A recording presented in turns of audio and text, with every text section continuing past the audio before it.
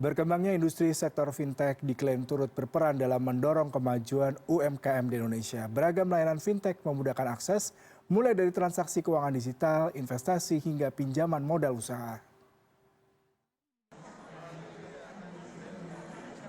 Kehadiran fintech atau teknologi keuangan diklaim turut berkontribusi terhadap kemajuan UMKM atau usaha mikro, kecil, dan menengah. Layanan fintech memudahkan akses bagi para pelaku UMKM melakukan transaksi keuangan, investasi, hingga pinjaman modal usaha. Kini sejumlah perusahaan fintech memiliki fokus untuk membantu sektor UMKM yang berjumlah lebih dari 64 juta di Indonesia dalam pengelolaan bisnis dan keuangan secara digital. Salah satunya Buku Warung yang menghadirkan solusi bagi kebutuhan UMKM melalui aplikasi. Mulai dari pembukuan, pembayaran digital hingga peminjaman modal usaha. Pengelola Romi mengatakan perusahaan yang berdiri sejak 2019 ini telah menjangkau lebih dari 6 juta UMKM yang didominasi oleh toko kelontong serta usaha di bidang makanan dan minuman.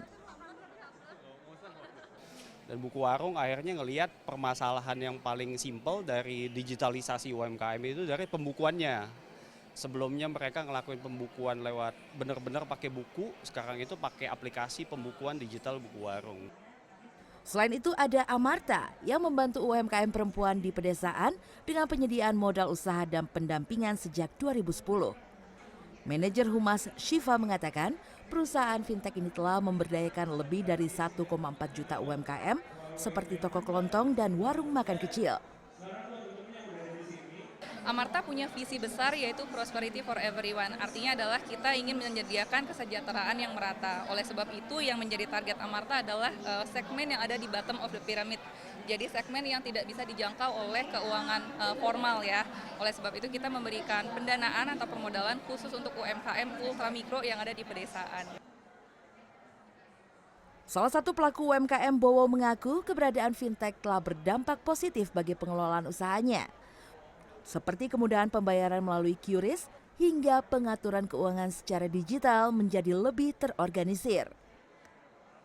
Secara pengaturan sistem keuangan digital kita nggak ada masalah. Yang jelas kita sudah terplotting ya dengan ini pembayaran, ada rekening penampungan dan ini ada rekening pembayaran, itu sudah terbagi-bagi buat kita. Kepala Grup DKSP Departemen Kebijakan Sistem Pembayaran Bank Indonesia Dudi mengatakan saat ini jumlah pengguna QRIS mencapai lebih dari 31 juta. 22,2 juta berasal dari pihak pedagang yang diharapkan dapat terus mengakselerasi sektor UMKM. Rencananya Bank Indonesia akan terus menyediakan database guna meminimalisir resiko transaksi penjualan.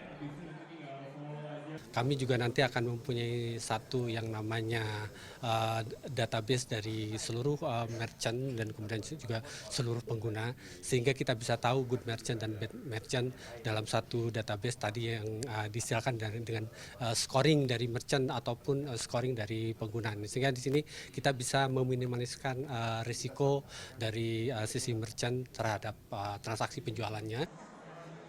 Kini fintech semakin berkembang, namun hal itu perlu diiringi dengan peningkatan literasi digital.